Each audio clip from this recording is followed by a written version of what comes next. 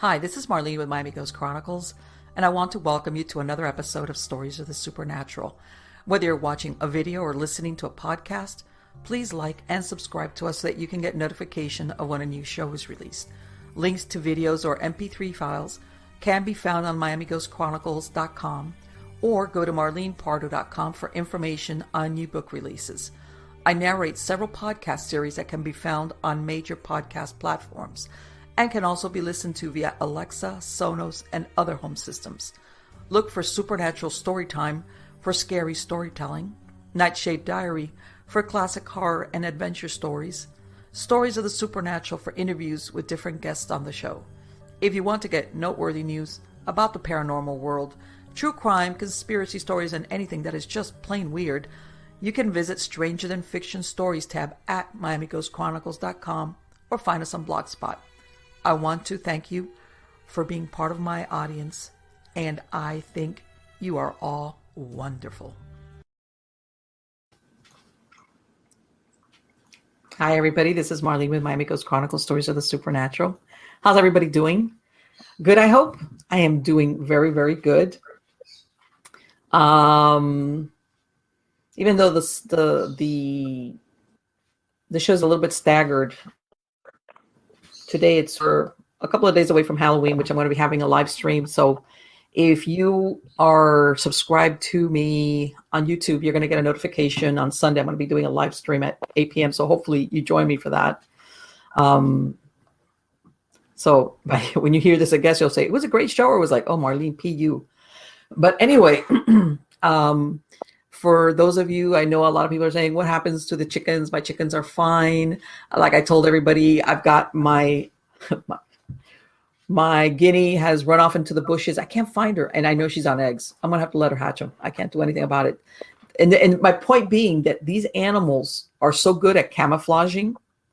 Anybody's at guineas, they are very independent and they're very unafraid. And there's an island of oaks that I have in the middle of the property, all over to the side.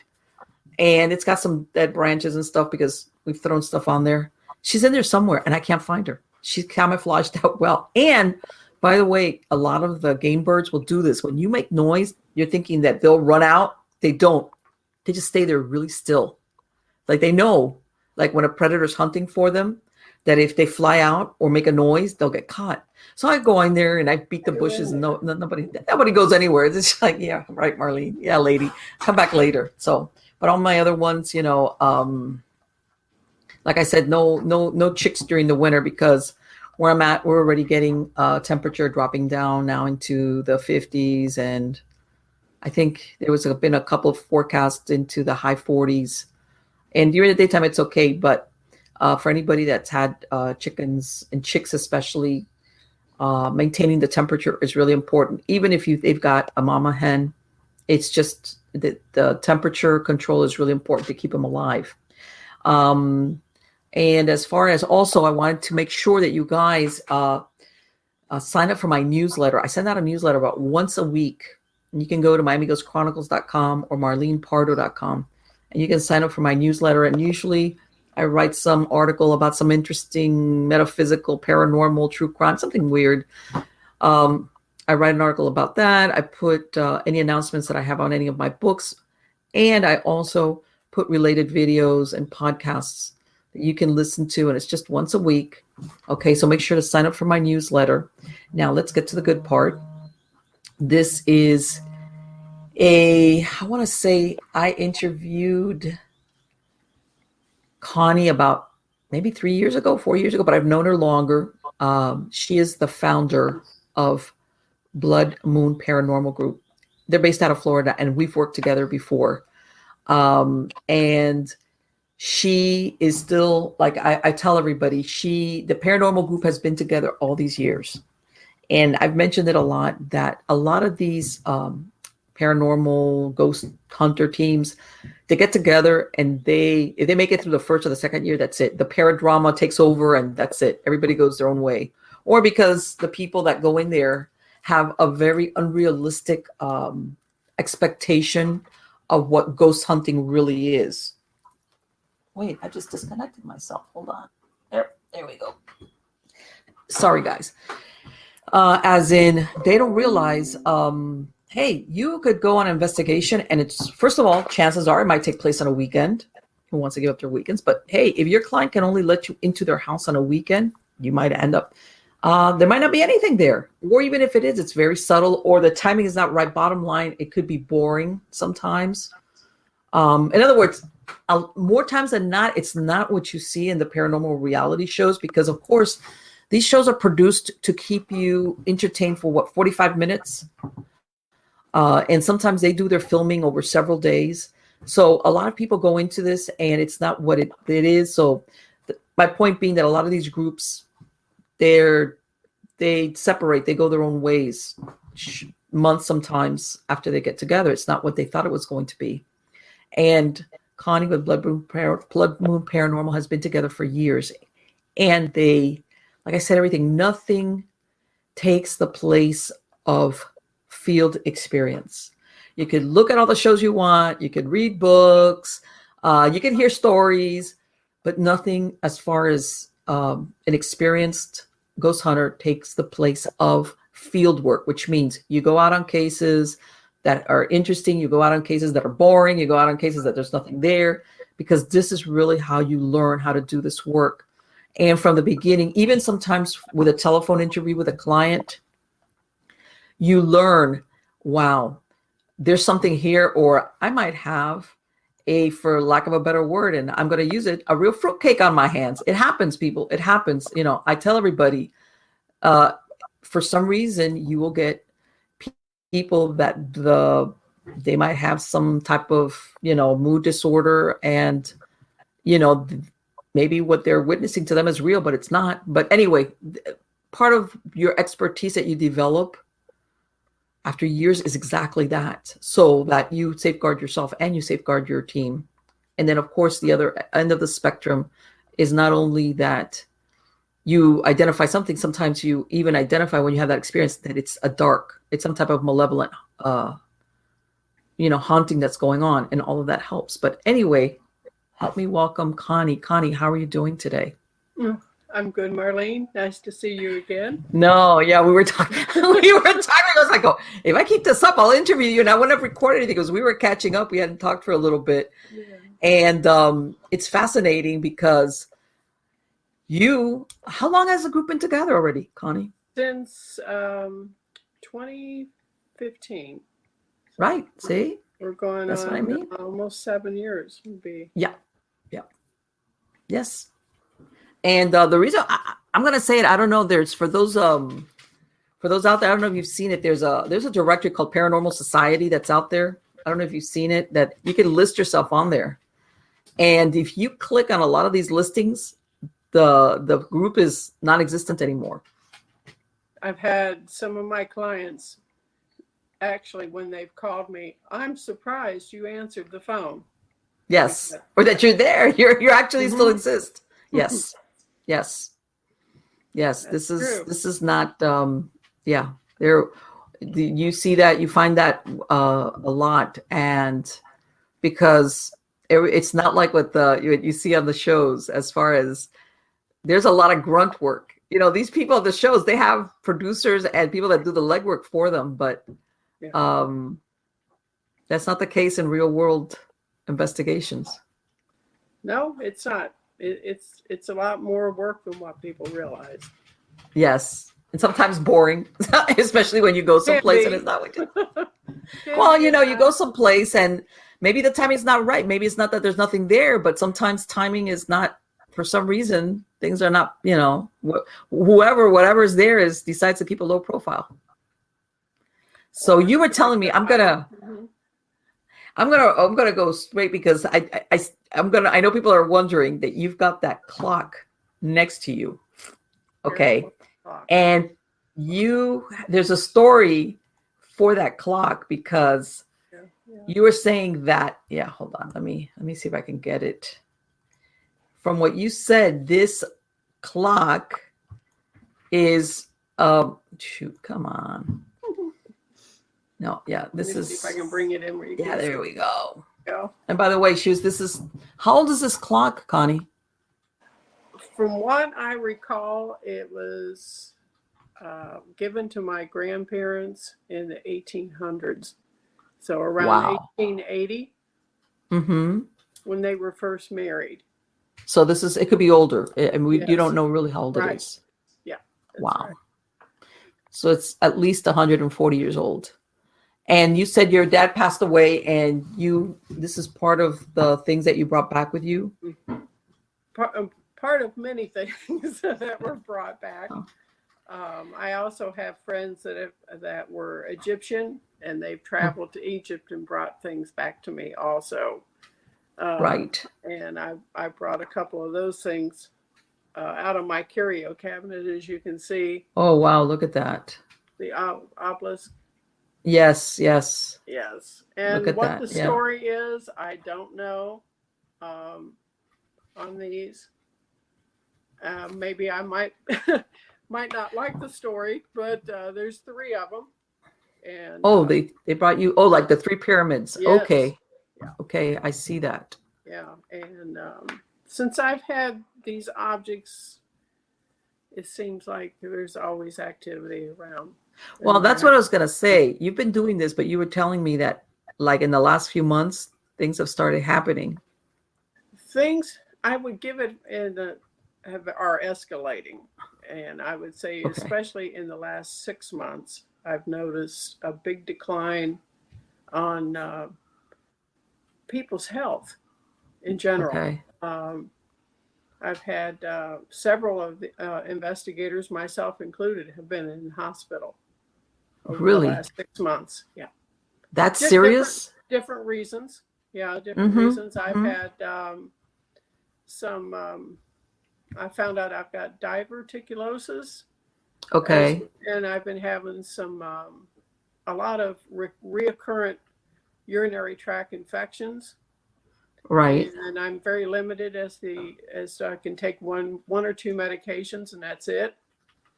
So I had to be really careful. And my main lead investigator, he's having trouble walking. Which we're talking about John. John. Right. Yes, And by the way, having just a trouble comment here. I've walking. worked with John. He's great. Yes, he's Okay, keep going. wonderful. Not one of those men that he's worked security, big strong man, and he's to a point now where he's having to use a walker, and he's losing strength in his hands and things And like what is that. it? Is it that just pain in his legs or what? He has pain all over anyway, just from bad knees and things like and the back, but they really don't know what's causing. Okay, that's what I was gonna say. Is it one of those that they kind of Right. guessing, but they can't give him an accurate diagnosis? Right. And I've had I don't know if you've met Tony or not, but No. he had to have it was some kind of prostate surgery just out of the blue. Well, that's what I was going to ask you. You said, "Oh, I had this." Was this something that just came in out of left field? Just out of left field. And another really bad thing, I just seen a friend of mine 2 weeks ago that I haven't seen in, gosh, 8-9 years. Okay. And he's in ORMC downtown in ICU tonight. And I don't know if he's going to make it. Yeah. He's got 5 infections, and and he's septic, and they don't know where all this came from. Yeah. That's very serious. Really bad. People don't realize that an untreated infection. Yeah. And they just can't get a handle on it. And so I'm really concerned about him tonight. And yes, people don't realize that some of these, in other words, if you don't really know the origin sometimes of infections, it's really difficult to give the right antibiotic. People don't realize that unless you're giving it the right remedy. That's why they're trying. Well, let's try this one. No, let's try that one. And that's very serious. An infectious care team to try to see if they can help him. And he's to a point now where he's not that responsive.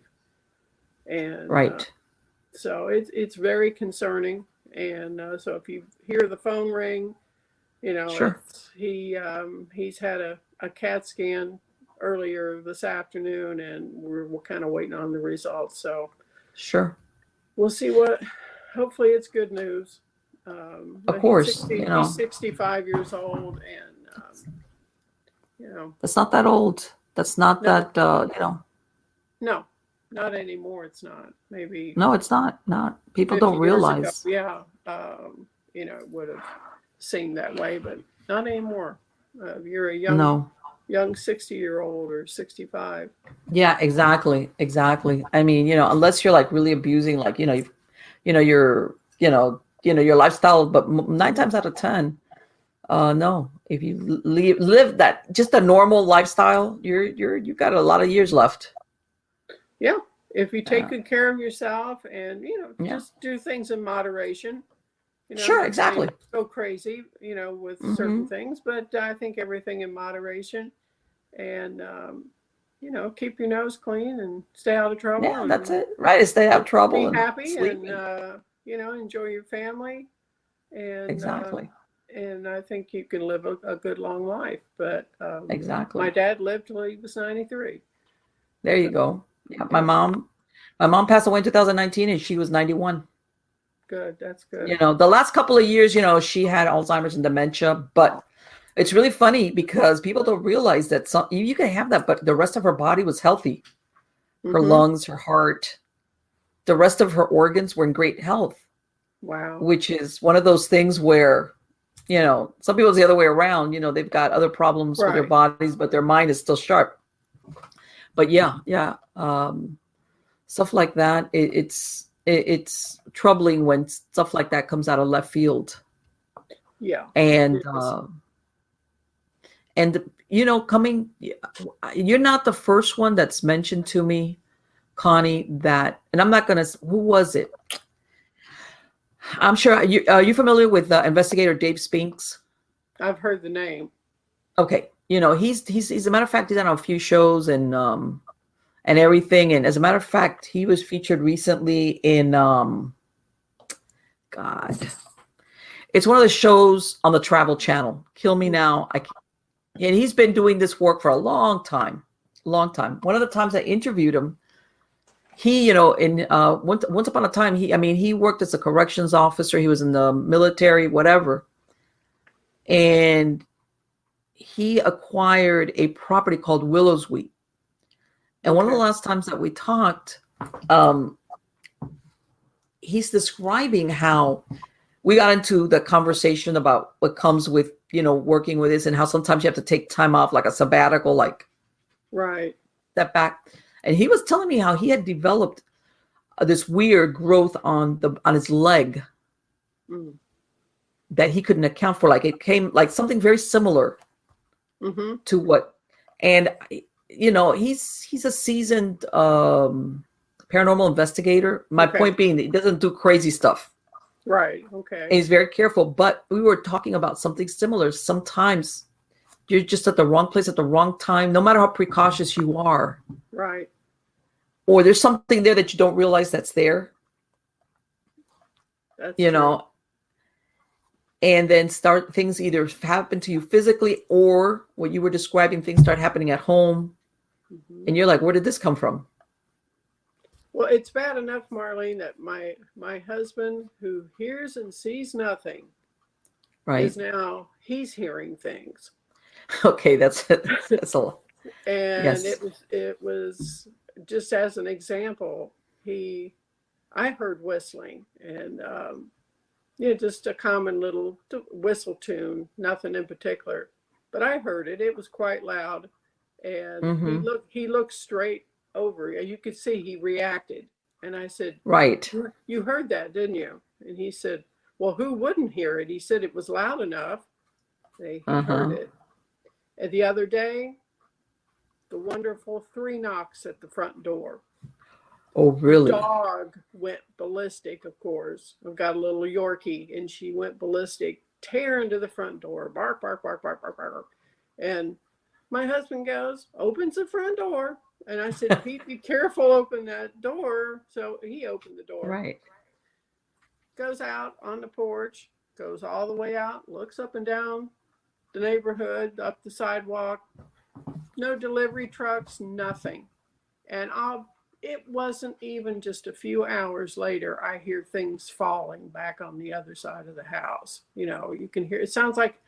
What time of day did that happen? I'm sorry? At what time of day did that happen with the knocking? Was it the daytime or at night? No, it was more towards evening. And it was 3 knocks, like that. And I mean, right. You know, I heard it, he heard it. We thought, well, you know, Amazon delivers late sometimes. Mm-hmm. So you know, we're always ordering things. And, well, we got a delivery. So that's when he went and opened the door. And when he said there wasn't anything out there, that's when I thought, oh, no. Because I've heard of things like that if you open the door, that's like, come on in. Exactly. Yeah. I was about to say that. That's what I was afraid of. And I said, oh, no, you realize we could have let something in. Mm-hmm. And it wasn't long after that it sounds like somebody pushed a big heavy box off one of the dressers in there and just bam, you know, loud noise. And he would. And when you went in there, nothing? No, nothing out of place at all. When you know that, and that is so typical, you hear of a lot of where people hear like stuff falling or crashing or stuff breaking all the time. And they run thinking, okay, this is huge. Oh yeah. And then when they get there, there's nothing. I seen something that was the most odd thing I have ever seen since I've been doing investigation. But where I was sitting, it's been probably 3 weeks ago, and my husband was sitting in the recliner, just a Sunday afternoon, nothing special going on. He's watching football, and I look behind him is where the dining room is at, and under the chandelier that hangs down over the table, where the chandelier mounts to the ceiling, I was facing that direction. I looked over to say something to him, and something caught my eye. Something came out from under that, where that mount was to the ceiling right there. It was black, and it come out, it looked like oil.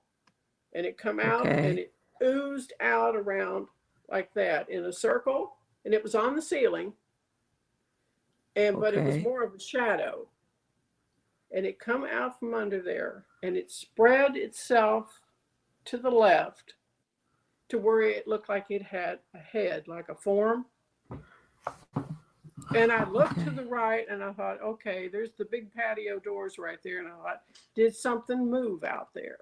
Or is there an animal somewhere? You know, because we got a screened in enclosure. So I'm like, but I didn't see anything. Is there a second floor above that? No. It's just your regular roof. Yeah, we're in a ranch style house. And so I watched it, and it spread itself out a good 2 feet away from where that was attached. And I watched it, and then it all of a sudden, it was like it was aware that I seen it. I've had that experience. And then all of a sudden, it was like, uh-oh, I've just been noticed. And it went like that. And I mean, that quick, right back, like underneath where the light was attached, right back underneath that, and back up into the ceiling. And I'm like, what in the world was that? Right.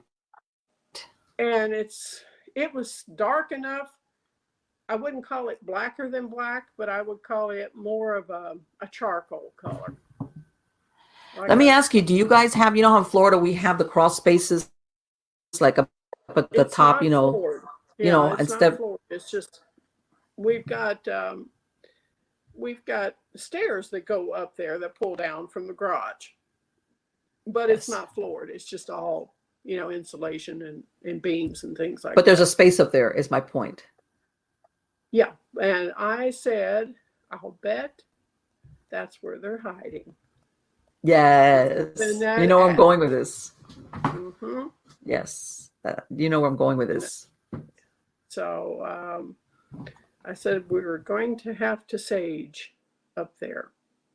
And so, of course, To John, me first thing is John's like, I'll do it. Let me ask you,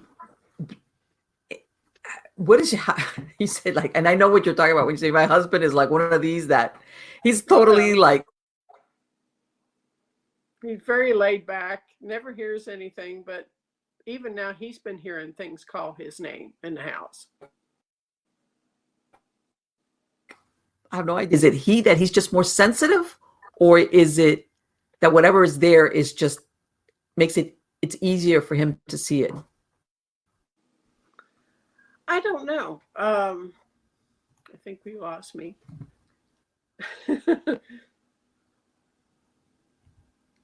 I'm sorry, Connie, you cut out a little bit. Yeah. Yeah, I'm here. I'm here. Okay, there we go. Yeah. I don't know, Marlene. I think maybe I had to keep a running journal. Okay. For a demonologist friend of mine. And according to what I've reported to him, he says he's going to call me. And he thinks that there's things going on and here. What need his attention. That's a very interesting type of journal to keep. Yeah, I kept all the activity. He wanted me to note what was going on at the time that the activity happened. Like, say, stress in the house, maybe arguing, things like that, what time of day it was. And so I gave him that. And on top of that, pictures, sent him photos, and he's very interested. How long did you keep the journal for? What length of time? About a month. The month of September. Okay, that's good. That's a lot. That's a lot of Yeah. So he got quite a list of things. So do you think that what's there is darker? It's not just somebody that decided to hang out with you versus something a little bit darker? Is that what you think? Honestly, I think it is something that's more malevolent. And I don't know exactly that it's why do you think that is? Why do you think because I know that you know your stuff, so I know that if you're picking up on that, it's because you have good reason. Because I think mainly because it's the way my body reacts. And there's only been I'd say 3 investigations out of maybe the 170 or more that we've done, that where I can feel the hair stand up on my arms. Okay. And I'm so glad you brought that up, because in other shows I've said, you know what, I've been investigating since you have to pay to develop film. But I said, my point being that, they've got now all these gadgets, and that's great. But the human body in and of itself, once you know what you're feeling, in other words, is I want to say one of the best instrumentation that you can use in a paranormal investigation. Not, especially when you don't let your imagination run off with you. Like, in other words, usually when I feel this is this, and this is that. I think it's better than most of these gadgets. Yeah, you can't produce proof, as in I've got a film or I've got an EVP or something. But as far as tuning in, the human body is incredible. How much it recognizes, sometimes even before automated stuff or whatever. It sometimes it picks up even earlier than any of this, that either something's about to manifest, or something's coming to the space, or like you said, this has this type of feeling about it. Yeah, and like you said, exactly. No, keep going. I'm sorry. I going down the hallway here, you go down a short hallway and then turn and go down a long hallway where all the bedrooms are at. And when I turned I turned that corner, even my husband, I made him go with me. Now for him I made him go because I felt chicken, and me, an investigator. But what is it? Is it an empty room or space? I know you told me, I've got a couple of... They're furnished bedrooms, but it's where that boy brought that cabinet in. Okay, why don't you say that story for those people that go to garage sales and pick up stuff at the curbside and flea markets. Listen to this. Go ahead, Connie. All right. A young man that we were letting stay with us. He went up to visit a shaman friend of mine, and he's in Casadega, which I'm sure a lot of people have heard of. In case you don't know, that's the spiritualist camp here in Central Florida. It's been around for over 100 years, something like that. Right. And it's just full of spiritualists and mediums, but keep going. Yeah. He was doing some repair work on his deck for him. And so on break, he went out for a walk, picked up a beautiful cabinet that was in the shape of like an obelisk, a tall, pointy pyramid, or like a slender one. Had carvings in it. He was excited about it, and I said, don't bring it in the house until I've saged it. So he forgot what I said, brought it in the house. And things just, you could feel the energy shift. Okay. It was almost like from happy, it went to stress, or stress or worry, or things going wrong. You could just feel the energy shift. And so anyway, long story short, he had no idea what the history was on it. He picked it up for $10. They wanted him to have it. They talked him into buying it, the people did. And so he brought it back. He was apologetic. Oh, I'm sorry. I know you forgot. That's right. You wanted to because you kind of described it like it was like, here. Right. Give us whatever you can and it's yours, which, by the way, sometimes that's not a good sign. That's true. Whenever they want to, I'll give it to you if you take it off my hands. That type of thing. Be right. Yeah. Leery of things like that. But anyway, I got a really bad vibe off that when I walked in the bedroom, and I noticed it, and I could just feel myself kind of backing up. And when I start doing that, I know it's something dark. Something's dark is either attached to it, or maybe it's been. He had no inkling that there was. It was like, that's just. Yeah. Just a nice piece I got for $10. This is great. Yeah, and so I thought, well, I like to maybe bring somebody else around that's good at what they do, so that I make sure that I'm picking up the right things. So I had my clairvoyant friend came in, who's excellent at everything. He walked in. He said that. That's in other words, you got it. In other words, you were like, okay, it's not only me. Right. And he's like, oh, that's got Egyptian carvings, Connie, get that out of the house. And so he said he thought that it might have been used like a divot box, something similar. And I'm like, well, it wasn't sealed. He said, it doesn't matter. He said, you don't know. But he said, get that out of the house. And so the shaman took it back. What he did with it, I have no idea. But ever since then, everything's went crazy in the house. And, you know, knockings, like I said, at the front door. At the front door. There.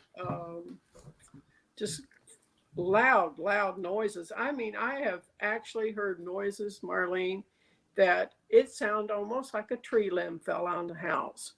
I mean, that's pretty loud. The windows like a sonic boom. Yeah.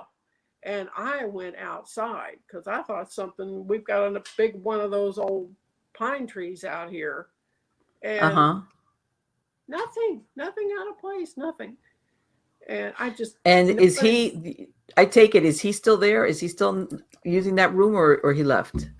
He's been gone because of COVID. He's kind of stuck out of state right now. Okay. But he says he's coming back, but you know, who knows? I don't know if he will or not, but whatever's there is still, in other words, it stayed there even after he left. Yeah, because John came last year and he moved in to the same bedroom for about 2 or 3 months.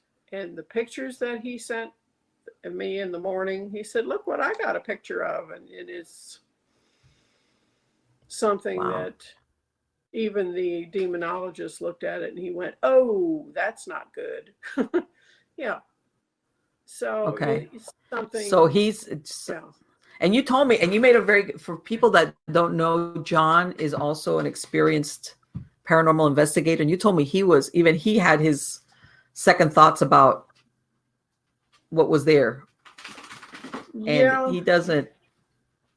Yeah, when he went in my dad's house, which I grew up in that house, and that house was haunted from the time we moved in, and that house was built in the 60s, brand new. This is the house where your parents' house.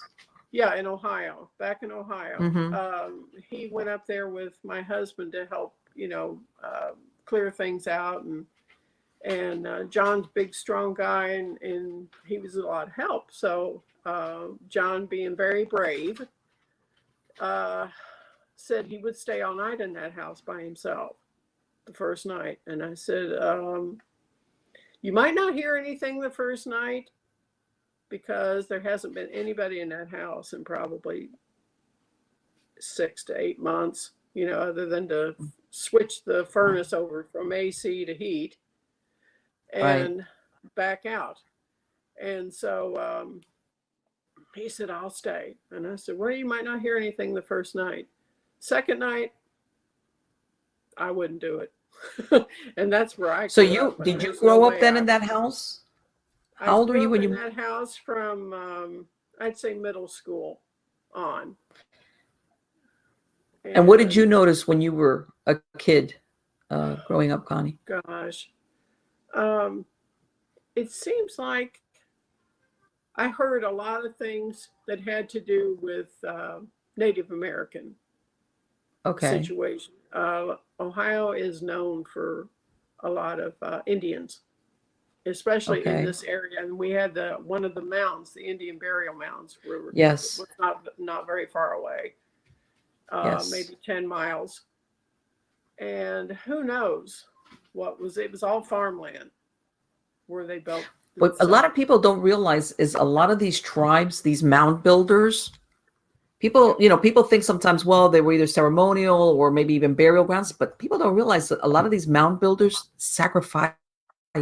made human sacrifices. Okay. They have dug up, archaeological pits where they found like X amount of young women who they consider were like virginal sacrifices made in these mounds. So the point being that sometimes there's more to whatever is in there. Like you said, that happened so many years ago. There's no way of knowing, what becomes farmland and eventually becomes a neighborhood, what really originally was there. But yes, the some of those tribes, those mound builders, they did practice human sacrifice.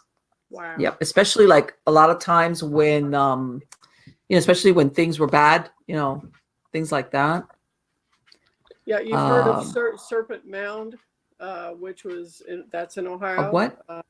It's called Serpent, like a snake, Serpent Mound. That's about probably 70 miles south. And there in town, there's another mound. Like I said, about maybe 10 miles from my parents' home. And they're everywhere. Yeah. Right. So, as a matter of fact, I spoke to somebody who said that sometimes they wonder if any of the Mesoamericans, like from Central America, whether the Aztec or Mayan, that did practice, if they were able to come up the Mississippi, up into that area, that's where this started with the mound building and some of the human sacrifices and things like that. In other words, that their influence was not just down in Central America, but some of them actually came up north into parts of the United States. That would explain a lot. Yeah. But yeah, sometimes, like I said, there's just no way of ever knowing, but that accounts, and you've come across it, people that will build a new house there's nothing there. It hasn't been anything there. And then they have weird stuff, and it's like, yeah, it's the land. Yeah, I believe that that's the case with my parents' house, because they were the first people that lived there. Right. Exactly. And you're thinking, wow, what that doesn't, and sometimes it's and sometimes even if there's, how sometimes you have these farmsteads, homesteads where they're acreage, right? And sometimes you have the benefit of finding out, well, stuff even happened to that family, even though they didn't actually live there, but they owned that property per se. But sometimes you don't. There's just no way of knowing. As a matter of fact, one time, the prior shows, I don't know if you heard about this, Connie. This happened in Texas, I want to say in the 80s. Oh, God, what was the name of it? The Black Hope. And what it was a subdivision out in Texas, where people would buy like the properties and they would build your home for you. And this family bought the house, the land, had the house built. The neighbors all started having these really weird experiences. Make a long story short, one of them realized when they were putting in a swimming pool, they dug up a coffin with the bodies there, obviously. Oh. So they started doing a little research, come to find out that there was a little town called Black Hope. It was African Americans who lived there. Okay. And they had a community, and they had a cemetery. Now, this cemetery was never registered on the county's records. But one time the little town caught fire, and all the people that lived there just left, And of course, the cemetery that had never been registered with the county was abandoned because, of course, everybody moved away after the whole town got wiped out. So, of course, nobody knew that there had been burials there until, and later on, and it goes on to explain, because the family even wrote a book about it. They tried to sue the developer, but they basically lost the lawsuit, something along the lines, because there was no way for the developer to know themselves. It wasn't like, it wasn't like the poltergeist where, hey, you knew that the bodies were buried there and you moved the headstones. No, nobody knew, because they had never been recorded in county records. Everybody, I believe they said it was like 8 neighbors who had moved into that area. All of them experienced some type of weird, unusual haunting. And the most tragic part of this, they all ended up moving away, was that they one time they were going round and round, I think, with the legal department, like, you have to provide proof, but then they couldn't. It was one of those weird things. So the homeowner, along with their daughter, who's like 30 years old, they start trying to excavate, I think, to bring up some type of proof of like, this is an actual cemetery, something along the, to make a long story short, she's doing it. She gets tired. Her daughter starts helping her out. All of a sudden becomes really tired, feels sick, dies of a heart attack on the way to the hospital. She's like 30 or 31 years old. Like out of left field. Like, not somebody that had a heart condition, nothing like that. And, they moved away, but it's a really interesting that played out there. My point being, that sometimes people have no idea what's in a piece of land. That's true. And I mean, and some of the stuff they one lady, she kept having her shoes taken outside. It wasn't like, they said it started with stuff like you said, well, is that me, or is it my imagination? Little sounds here and there. Then they would hear like let's say the toilet flushing, and it's like, okay, but there's nobody here. Things like that. And then it started. This was before they even realized what it was. And they were like, what is this? And then one lady kept finding her shoes outside. She had like a pair of certain red shoes that kept being teleported outside. Wow. Where it's like, okay, I know that I didn't put my shoes out in the yard. Things like this. And then it escalated. And then when one of them was putting in the pool is when they came and they realized that it was a cemetery. That would be shocking. Yep. Shocking is not the word for it. Yeah. Okay. And what do you do? Exactly. Once you've What sunk would your you money do? in. Well, I know Uh-huh. this after bringing home 2 pods worth of things from my father's house, and some of these things, come from World War II. Right, because you said he was a collector. Collector of antique trains, collector of old clocks, cuckoo clocks. He liked, anything that was old that he would hang on to it. He's got like the old, even Henry might be, and the old tube type Yes. TVs, things like that. Mm-hmm. Right. And they still, a lot of this stuff still works. I had one of the guys that was here last year. He goes, I'm going to plug this in and see if it still works. He said, get the fire extinguisher ready. Just in case. Yeah, but it lit right up, Marlene. Yes. I mean, it's just amazing. I hate to say, but back then things were made better. Manufacturing was a better, But you know what? That young man, since he's been around this stuff, he's come down with MS. What? Yes. He's only my God, Connie. 34. I know. He's got MS. The other man, Tony, I said that had some prostate surgery. He's got Parkinson's now. Oh, that's a very serious disease. I know it. It's scary. And it's just all these things. And I even forgot to tell you that one of the times that I was in the ER, I was in for just this ongoing nausea that I'm like, what is wrong? I mean, it's like the dry heaves, and I just couldn't hardly keep water down. And I mean, since you've seen me, I've dropped over 44 pounds.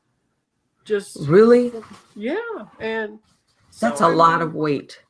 It is. And I mean, it's not because I'm really trying, but it's, it's like your stomach shrinks and, you just don't eat as much. But long story short, but they do routine, they draw blood, of course, if you go in the hospital. They drew blood and they said, walked in, she goes, you've had a heart attack. What? I said, what? I said, what? And she said, you've had a heart attack. I said, what do you mean I've had a heart attack? She said, your heart enzymes, she said, are at 8.0. And she said, they're not supposed to be elevated, but they're elevated. She said, you've got heart damage. And I'm like, I don't have any pain. Right. I missed, I didn't get the memo on that. Yeah. And I said, all I've had is this ongoing nausea forever. She said, well, my dear, you've got damage now. I'm like, what is going on? They kept me overnight. Right, because you always think of the prototypical heart attack as the exactly. Yeah, clutch your chest and I mean, and I've got, my parents, I got heart disease on both sides of my family. So I thought, how could this happen? I didn't have any pain. And by morning, my enzymes were back to normal. Weirdest thing I've ever Which seen. Means what? So did it happen or did they said yes it did, but now they're referring me to a cardiologist. I gotta go see a cardiologist. So and with all these other things going on, I haven't got around to it. I know, bad. But exactly. It's just like the oddest things I've ever seen in my life have been going on. So Connie, do you think it's something that you brought back from something that your dad got, or do you think has something to do with that chest? I honestly think that it could be some things that maybe I brought back from my father's. I don't know for sure as far as the chest goes. Well, I really don't have any way of proving it, but I'd say that's a strong possibility with that. I think part of what happened is, and this is in 2019, that I took me and the young man that was staying here. Right. I couldn't get anybody to go with me. Everybody was working. I had to sell the house. The Okay. house was fully furnished. Okay. And I'm like, who is going to help me clear this out? Well, he was as strong as probably 3 men. I mean, one of the strongest Okay. people I've ever seen. And he Okay. said, I'll go with you. I'm like, are you sure? He said, yeah. My husband goes, go ahead, take him. If he can do it, let him do it. He told Okay. me, he said, I want you to do very little. He said, you tell me what you want to keep, what you want to take, what you want to get rid of. And I said, okay. And so he said, and then, some stuff we sold. But anyway, while I was sitting in there, and he was going in and out of the house, taking stuff out through the garage, I was sitting there, Marlene, and while I was sitting there, I watched a shadow figure walk across the kitchen during broad daylight. And I watched it. There it went, just glided across the kitchen and on out in towards where the laundry room was at. And something hit me. It's like I was thinking my dad was pushed down by something in that house. I was about to ask you that. You beat me to the question. He broke a hip. What? And he broke his shoulder. The hip is what really took him down. Yes. And for some reason, my instinct kicked in, and I did one of the stupidest things I could have done. Is I yelled at it. I yelled at that spirit, and I said, "You're the one." And I called it a name which I won't put on your broadcast. I said, "You're the one." I said, "That pushed my dad down." I said, "I know it. I feel it." And I said, and I just was kind of just unleashed my anger. And Okay. I think it came home with me. Because the very last thing I did, I said, before I sell this house, before I would let anybody move into this house that had children, I'm going to clear this house out. Okay. So I saged it. And All right. put holy water. I used dragon's blood, frankincense, everything. Mm-hmm. And when I got around to the laundry room area, I hear growling at me. Oh. And I said, yeah, and I said, growl all you want. I said, you've been here for over 40 years. And I said, it's time for you to leave. And I said, you're out of here. I said, you're the root cause of everything that's been negative in this house. And I said, now you're out of here. And I just went ahead and went right on in there. Anyway, saged. Yep. And so I think it's almost like kind of like a getting even. Do you think that laundry room was its hangout place? I do.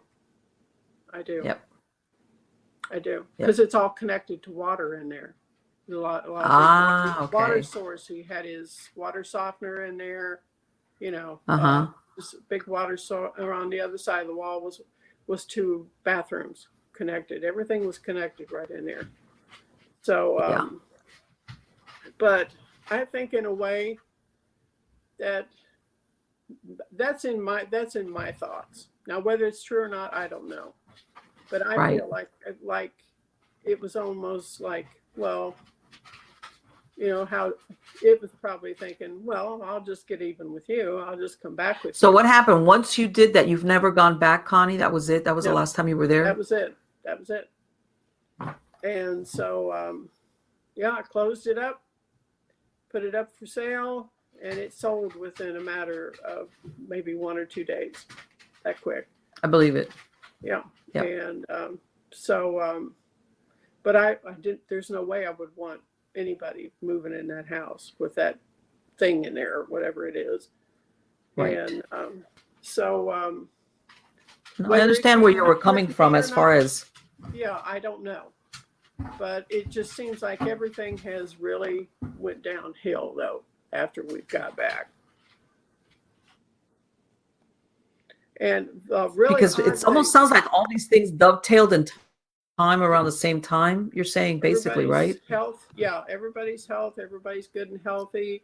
When COVID hit, a lot of the investigations just disappeared. I mean, nobody was calling, of course.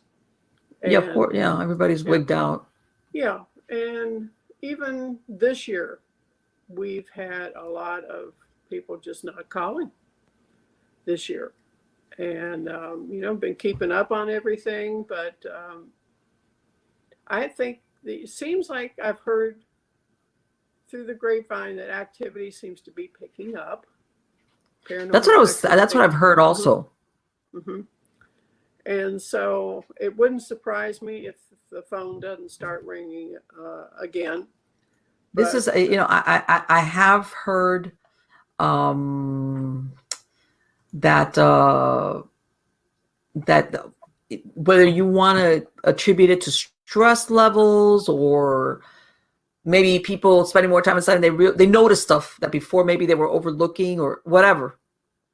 I have heard of that there is something going on with that, which is very, I'm not surprised, I guess is what I'm saying. Mm-hmm. I'm not surprised. There's, and sometimes also, I don't know about you, but over here, you go to the Home Depot or any of these places and they're packed. And, you see a lot of people basically working in their houses. And right. I'm sure you've heard a lot of people that nothing happens and then they start doing some type of remodeling on their property. And then all of a sudden they have things going on and they can't figure out, maybe after living in a certain place for years. My point being, I mean, usually all these, Home Depots and Lowe's and all these places, on the weekends when you see people doing their little projects. Right. But you see people now in the middle of the week, it's packed where people are actually going ahead and they're doing stuff around their houses. And I know that is sometimes that triggers maybe something that's dormant there. Yeah, I believe that too. So yeah, that's something that I'm thinking, what?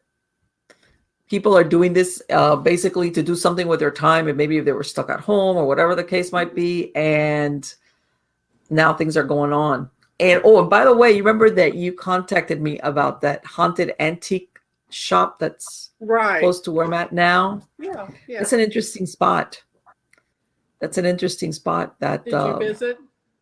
I haven't gone to visit it, but now I know in other words, when you see a place that you're going down the highway, because it's very close to South I-75, when you see it, but you just I didn't know the history on it till you sent me that email about it.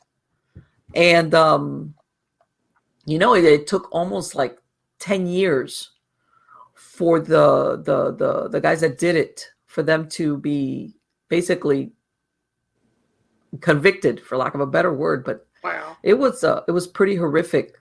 And I've looked on blog entries where people, because it's like an antique mall kind of thing, where people, not only people that have worked there, but people that have visited there have had like weird stuff happen to them. Okay. And for those of you who are wondering, hitchhikers coming right. Well, see, but this is another thing. This place was, for those of you who are wondering, that we're talking about, this was a murder that took place back in the 1980s, and it was two managers of an antique shop mall, and they were robbed, and unfortunately they were both killed. And fast forward, the people that were caught were convicted. They're serving time. As a matter of fact, they were serving time for other stuff. They were really two horrible people. But now people that have worked there and that have shopped there have talked about having weird experiences. But then you think, well, maybe it was that occurrence, but again, it's like an antique mall, which we come back to full circle. Is it one of these objects that's in there? True.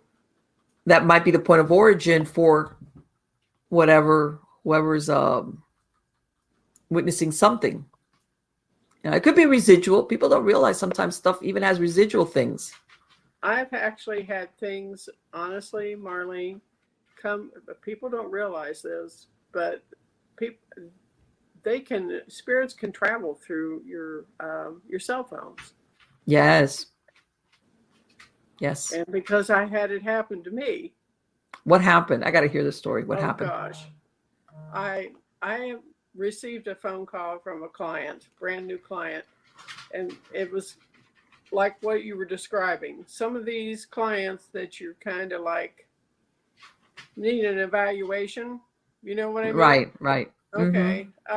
He was talking about how he had this demon as a friend since childhood and how he could control it.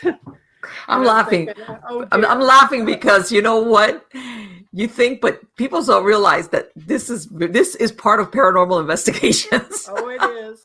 We get more of these calls than what you realize. And yes, but anyway, continue. Anyway, so I let him talk, and I usually refer all these people over to my shaman friend. Okay. Because he does exorcisms. So, okay. And I've actually been on one and assisted with him. And that's another place I could get probably some things. Yes. Come home with me. But that's another story. But right. John and I assisted on an exorcism with him. But anyway, so I ended up referring him over to Peter. And so he said, oh, I can command it to, it stands on the roof. I can command it to do this and this and this. And I'm thinking, oh, wonderful. Well, this is about 8 p.m. and I referred him to call him and, hung up the phone, wasn't thinking too much about it. And about 15, 20 minutes later, I hear deep growling beside my chair, and I'm the only one home. And I don't have a big dog. I've got a little tiny dog. But I've owned a shepherd, a German shepherd. I know what they sound like. So it sounded just like a big German shepherd. And I thought, you've got to be kidding me. Did that thing come through the phone? Because, it was almost right away that this happened. Right. And I got up and I thought, okay, I'm just thinking I hear that. And I walked around through the house and went back and was standing in front of my vanity in my room. And I hear it again. Growling. I heard it 3 or 4 times. It was following me through the house. And then, of course, I called my clairvoyant friend, and thank goodness for him. He has saved me from all these situations. But he can remote view and tune in. Okay. And he said, let me tune in and let me see what's going on. And he goes, I told him what had happened, of course. And he goes, did you protect yourself, Connie, before you answered that phone? I'm like, no, I forgot to. And then, how many times have I told you don't answer that phone without doing that? Well, that is important, but I forget to do it. And so he said I had a hard time getting that thing to leave. And he said, and yes, it did come through the phone. And he called it a demon that had come through the phone. And he said, that's what it was. So, and people, what's really funny is that guy that originally called you, you're thinking this guy's cuckoo, but that doesn't mean cuckoo doesn't mean that what he's describing is inaccurate. In other words, it's like, you might have your problems, but that doesn't mean that what you're describing is a lie. That's right. And it's real for him, Just like I've had a situation, this was the weirdest thing that I told nobody about.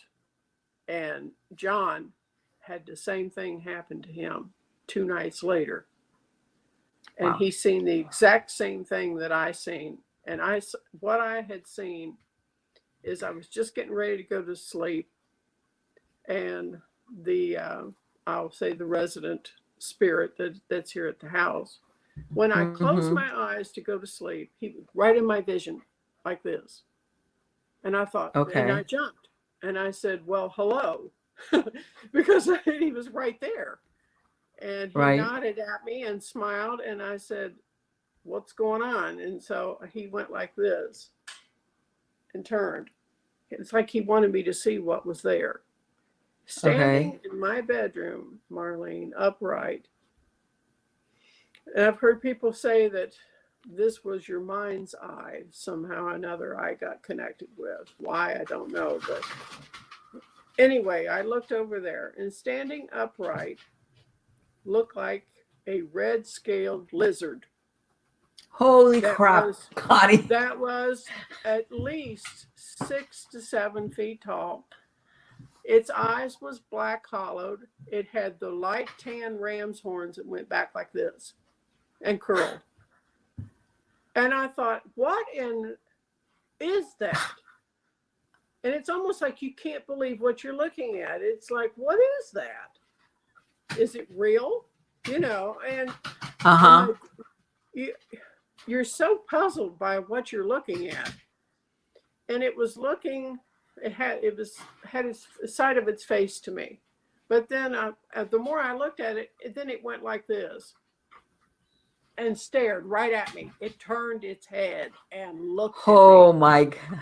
And when it did that, I opened my eyes and I was scared to go to sleep that night.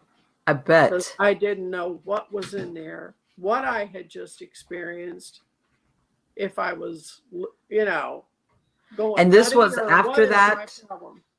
No, this was all before. Oh, and you said John had a similar thing? I didn't tell anybody because I thought, oh, somebody's going to put me in the nut farm, you know, if I just start telling them this stuff. And I didn't tell anybody. And John said, I had the weirdest thing happen to me the other night. I'm like, what? He said, I seen this red scaled lizard looking thing in my bedroom. I'm in the middle of the night. I said, you've got to be kidding me. He said, no. He said, I don't know what the blank that thing was. He said, but it was in my room. And I'm like, oh, wonderful. Because I said, I haven't told anybody. I seen the same thing about 2-3 nights ago. And he said, well, what do you think it was, Connie? Demon. Had to be. And what do you was there something that you guys were working on around that time? I would say it probably came from that exorcism. I would not doubt it. Okay. That we attended. All right. Oh yeah. But boy, and whatever became of that case afterwards? Did you ever follow up on it as far as what happened to that person? She was from out of town, and I had referred her to Peter because she was kind of one of those. I knew I can't do anything for her. You know, she's too far for me to try to help. I said, no, what I do is I go to people's houses. It's got problems. Right. I don't take care of like people that are haunted. She was haunted. Right. It's not the place, it's the person.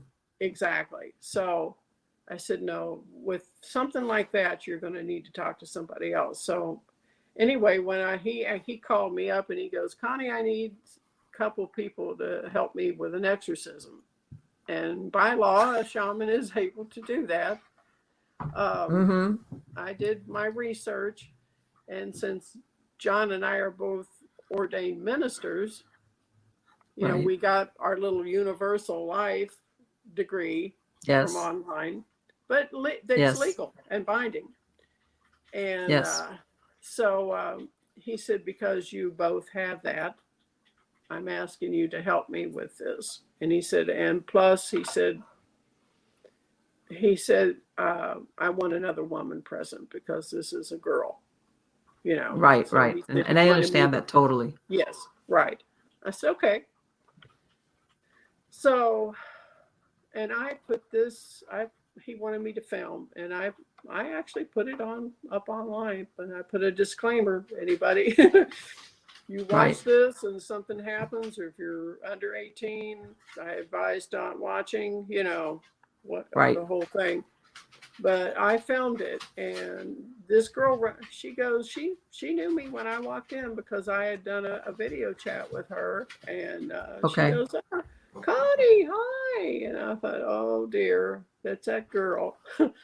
And yeah, she was fine. And unless we said something biblical or spiritual or quoted anything religious, and it's just like a light switch went off. And she turned into something else. Yeah, her. And crazy me is sitting there, and I'm like, oh, I've got myself in a nice situation now. And so, she's sitting there and she's making faces and she's baring her teeth and doing all this stuff. And I thought, what, she's just feet from me. And I thought, what if she jumps right in my face? You never know. So I sit there and I started, and John's over there going, we got what the demon's name is, and I looked it up, and he starts reading about it, and I'm like, and you're like, shut up. I started singing gospel songs out loud. I'm like, oh boy, and you should have seen the look I got from her when I started doing that. Oh, that was pure evil, Marlene. Yeah. That's the purest form of evil I've ever seen in my life. Well, you know what? Recently, when you mentioned that thing about that, you didn't realize that John had seen something, in other words, you said, there was no way I could have. No. There's a gentleman, I don't know if you've ever heard of him. His name is Dr. Gallagher. Okay. And he's a psychiatrist, and he's already been doing this for many, many years. The Vatican, well, not the Vatican, the exorcisms here in the United States, Catholic exorcisms, would call him in basically to verify, if do we have somebody with a mental illness? Right. Is this not a question of an exorcism? Is this a person that needs medical treatment? So he says that he started out in that.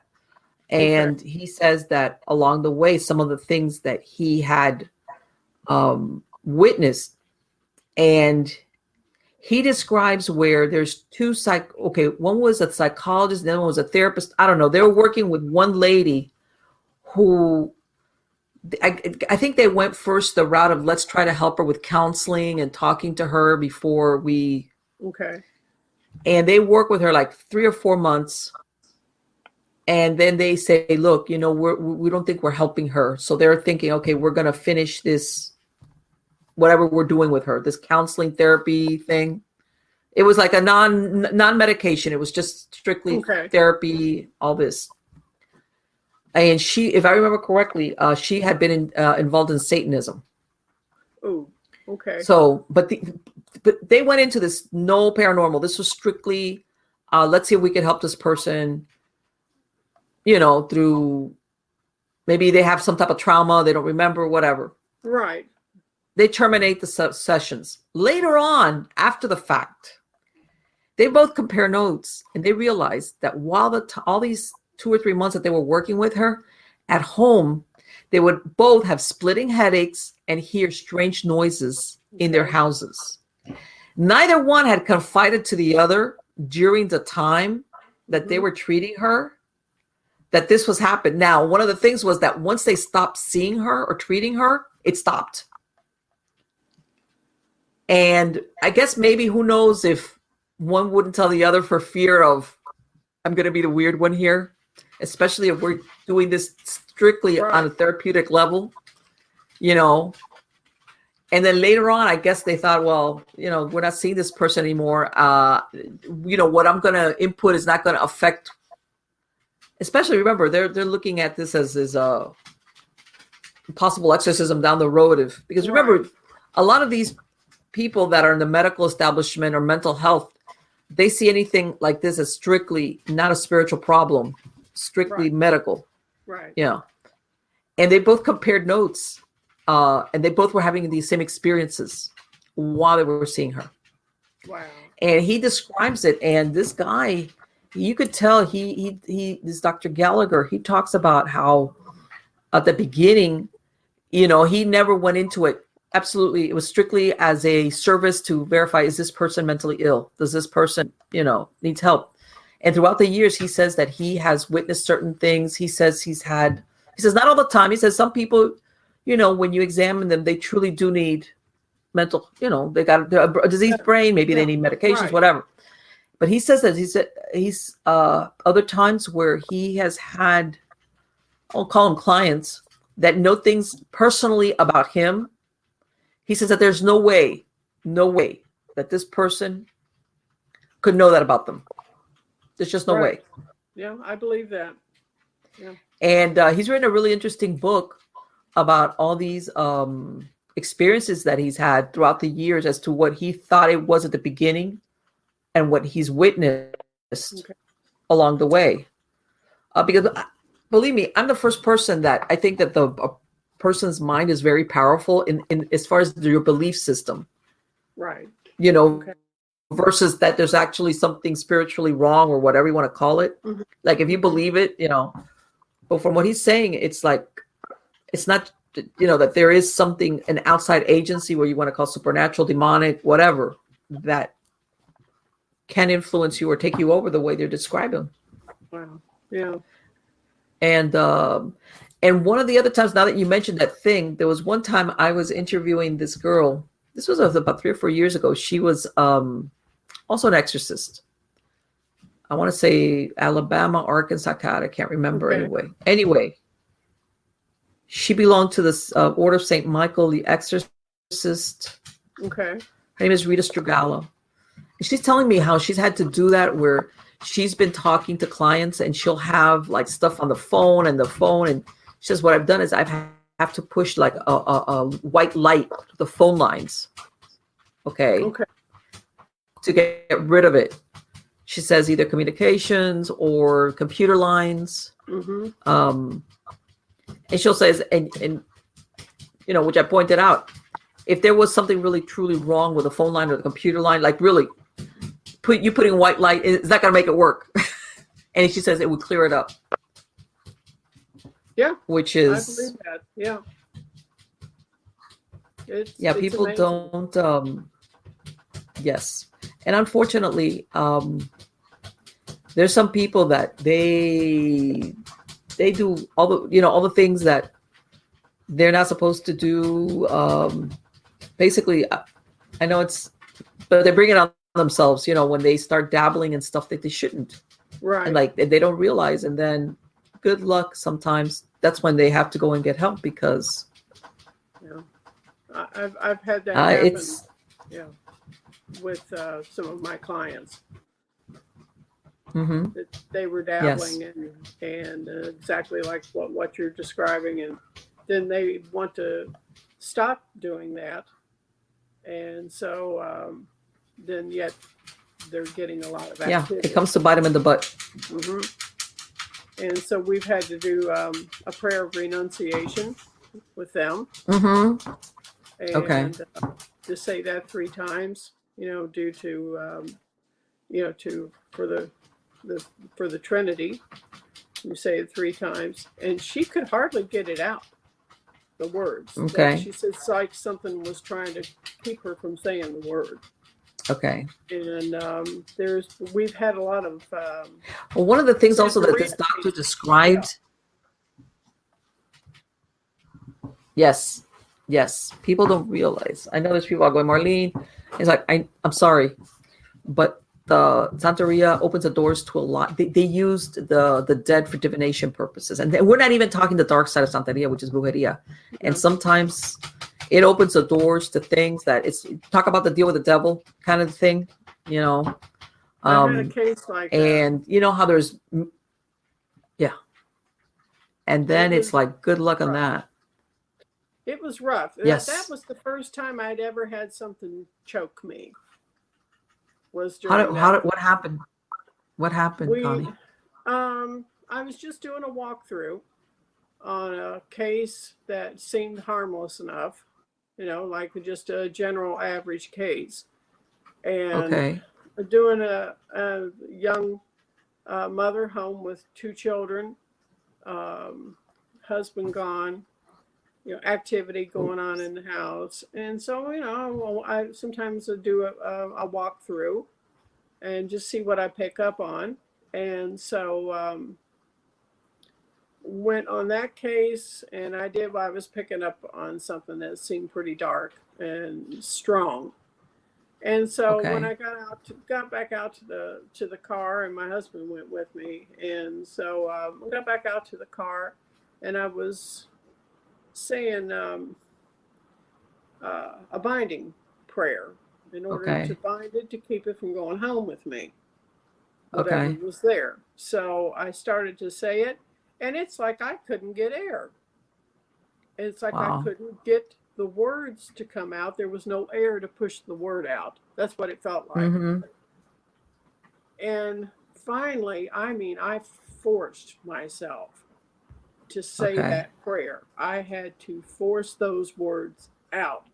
They came out almost in a whisper. It was almost to that point. And then I said, I just got choked. Okay. You know, and then I got my wind after I said the prayer. Then I got my wind. It's like something released whatever it was.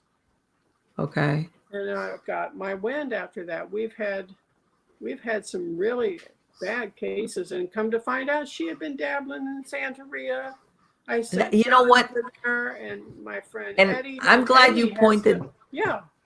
I'm glad you pointed that out, because for those would-be ghost hunters, you will have clients that will lie to you,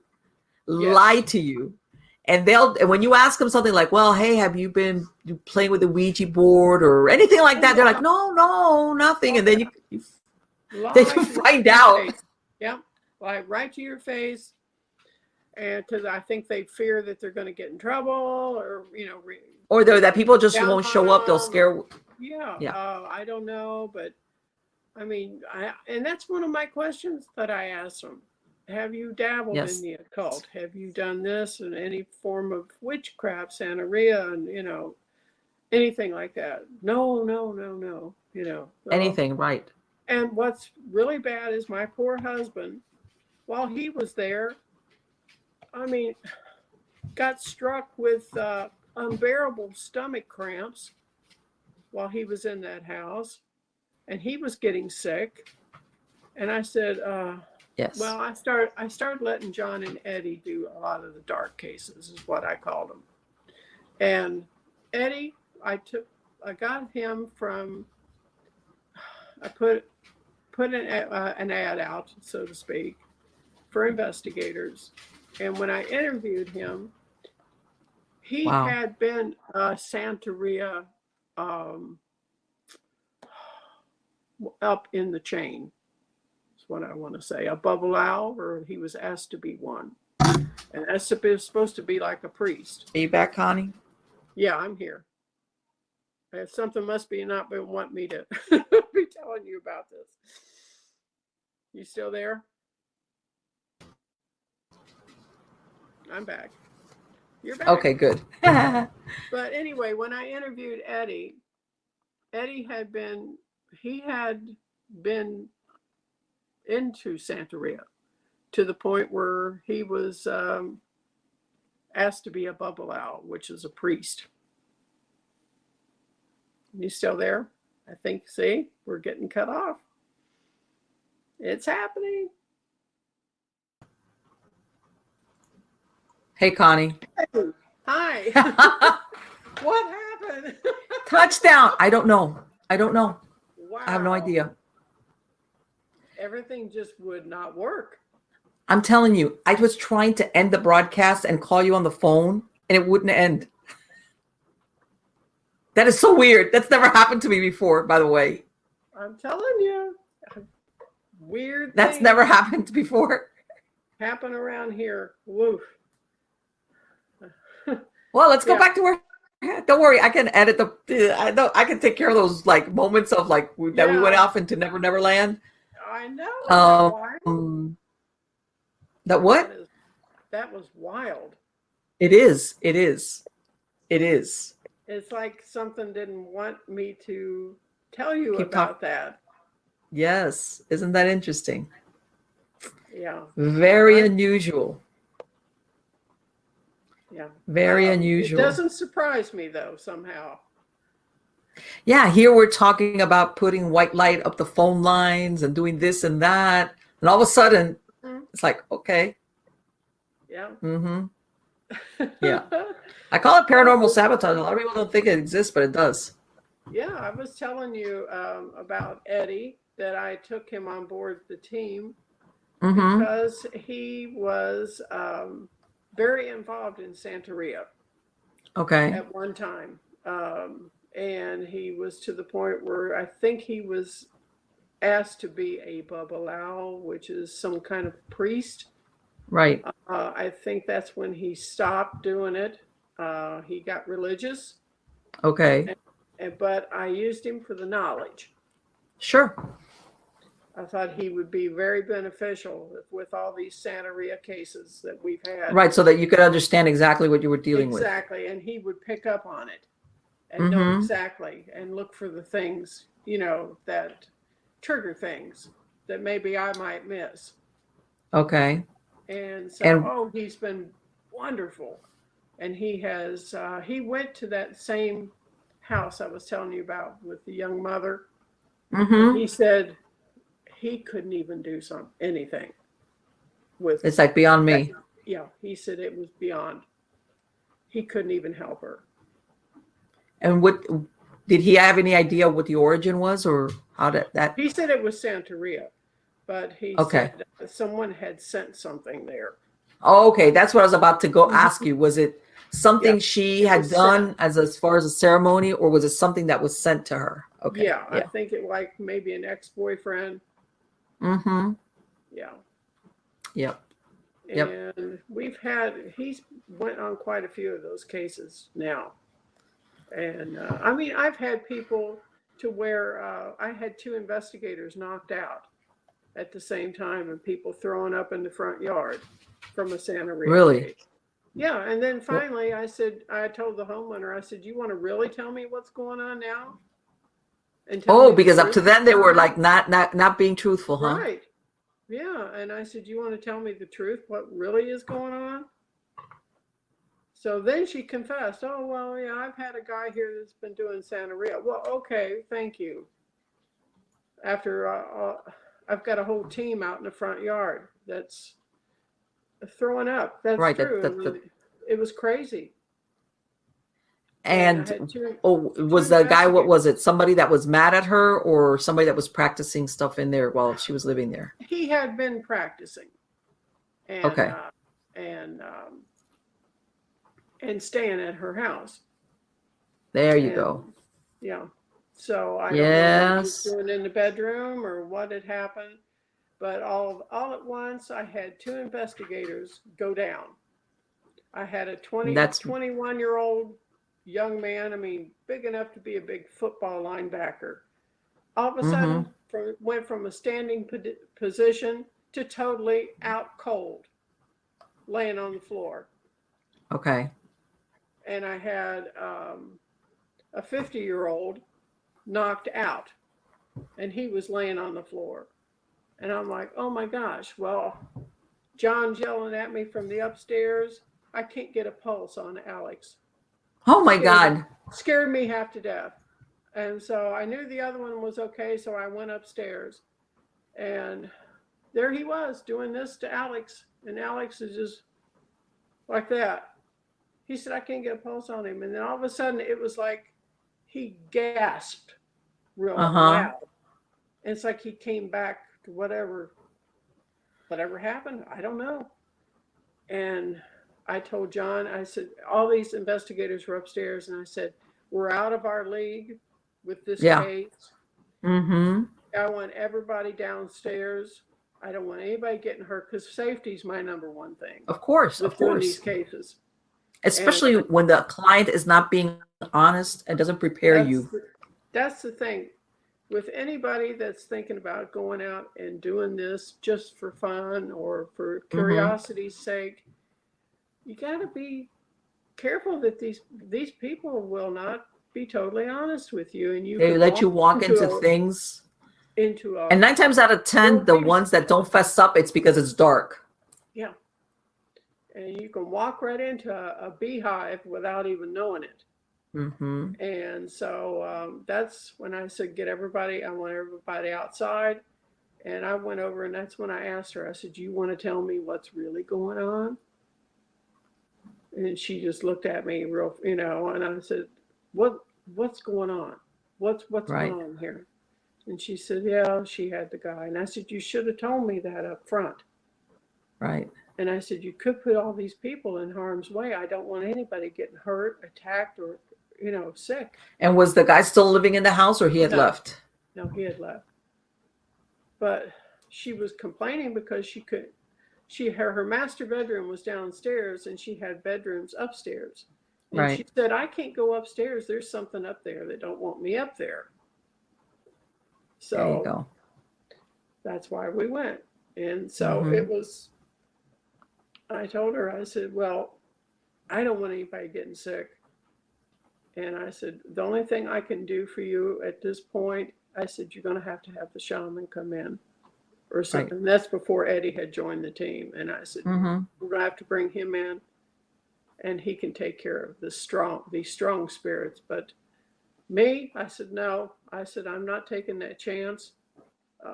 I said, what I did is I sealed the stairway with salt. No, especially, oh my God, I think if somebody says something. Yeah. Put salt across it to keep it upstairs. And we blessed the downstairs. The dead people stuff, it's like, oh, all right, okay. But something like that, we have an investigator that might just like totally like. Yeah, we're still having connection problems. No more of that. Yeah. Yeah. Yeah. But it can be very serious very quick.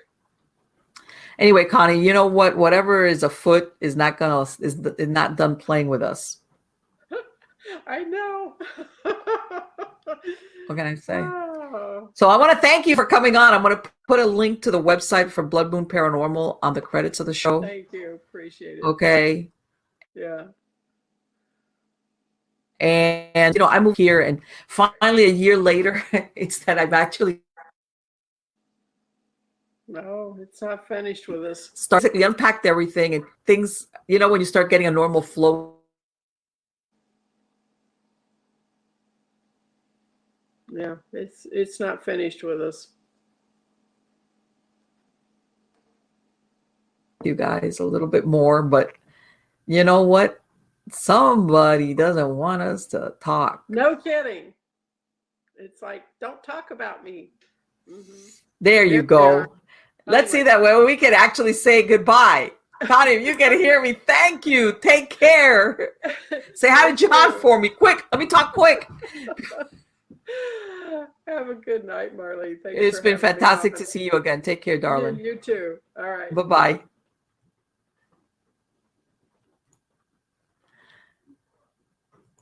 Wow. This is incredible. I'm going to try to go as far as I can with this before. If it blanks out, guys, whatever. This show will have a weird ending. It fades to nothing. But anyway, I'm glad, it's really great to talk to somebody because she's reiterating all these things that I've talked about on other shows for people that want to go ghost hunting or want to belong to a group or think it's one thing and then it turns out to be another. And it can go from boring to like, oh, you're kidding me? This doesn't happen, to this, what she described, where you will have a client lie to you on purpose because they're afraid, or they might have already had an experience with another group who's flat out told them, no, I'm not going, like that. So they kind of wait, they ambush you. That's, for lack of a better word, that's what it turns out to be. They ambush you. So when you get there, all of a sudden you realize, wait, this is not like, oh, I'm hearing weird noises or, some of that prototypical things that people talk about when they think that they're being haunted. And all of a sudden it's like, oh, this is dark. And you knew it was dark from the get-go. And they kind of like leave your butt out in the wind. And then things like that happen. You have two investigators who get sick on you. I mean, come on, what are the chances of that? What are the chances of that? And that can happen. That does happen, as a matter of fact. And a lot of people, like I said, you could go from, this is a really boring investigation, nothing's happening, crickets. Okay, I don't even catch an orb for what that's worth. You can go from that to your normal routine. There's something here, but it's just regular dead person kind of thing, to, hey, whatever's here is dark, really dark, and or a combination of things. By the way, that thing that she described when she heard that growling after she spoke to this person, I've talked about this, and that's your first tip-off that you've got in intelligent haunting, is that some of these entities, especially if you're talking non-human, they're very manipulative. And they will try to steer you away from pursuing the investigation. They're trying to scare you off. And you know what? I am going to get a hold of her and basically tell her, as in Connie, that once I got her off my connection, everything has stopped happening. Okay. And by the way, where I'm at right now, it's been raining, and I know sometimes rain will play havoc with your. As a matter of fact, I'm going to send her this email, this text right now. Jen, everything okay now? Everything okay now? What is it? You? Something didn't want you to talk. Wow, something didn't want you to talk. Want you to talk.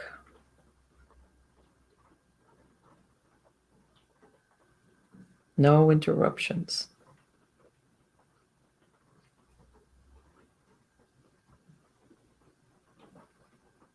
Okay. I'm sending her this in real time because I know she's awake now. So basically, I told her,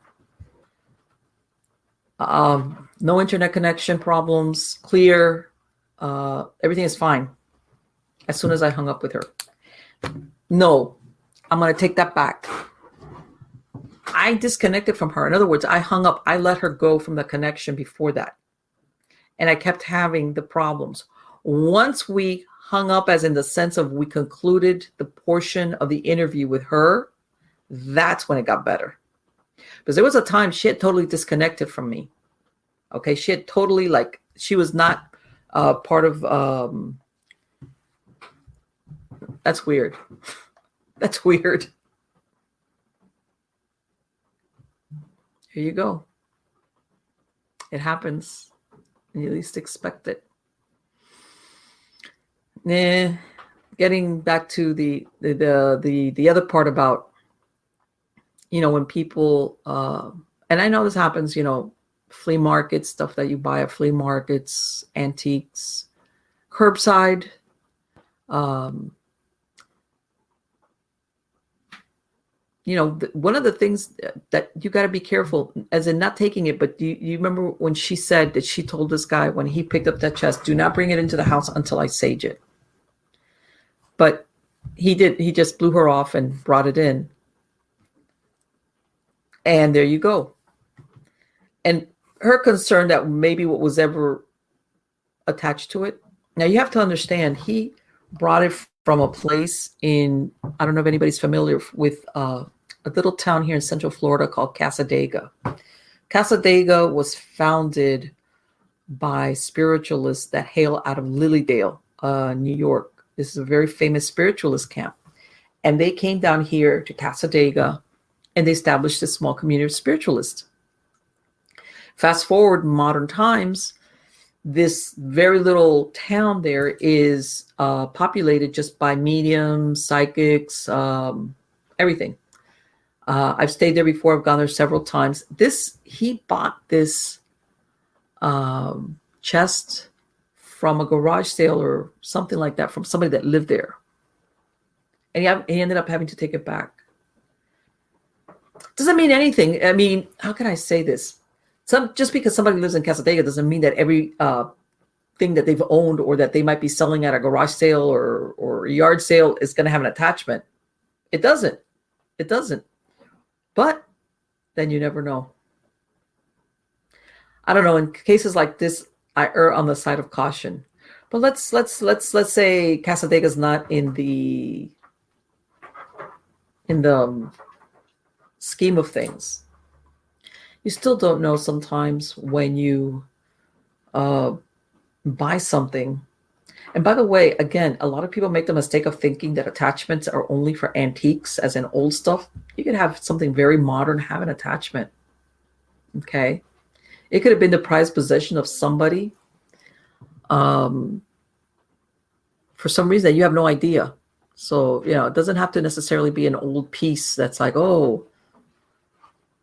And she said and I think she's not sure if it's both or just where the origin of what she's witnessing in her house. Is it this guy that brought in the chest from Casadega? Is it one of the pieces that she brought from her father's house? Remember, she brought in 2 pods worth of items. Is the origin there? She herself said that in that house, they started experiencing things even since she was a kid. Was it something it could be one source. It could be several. One doesn't exclude the other. They could have been something on that land when they built that house where her parents, where they moved. And then maybe along the way when her father was collecting all these different pieces, something hitchhiked in on one of those things, something that he kept and now that maybe she's got with her. And that's the thing. Sometimes a lot of these items, you have no idea what the history is on them. None. Zero. You don't. Or, especially nowadays, even you go to a flea market or people put stuff on the curbside. This could have, that nice new easy chair that's practically brand new on the side belonged to Grandpa who died, and they need to get rid of it.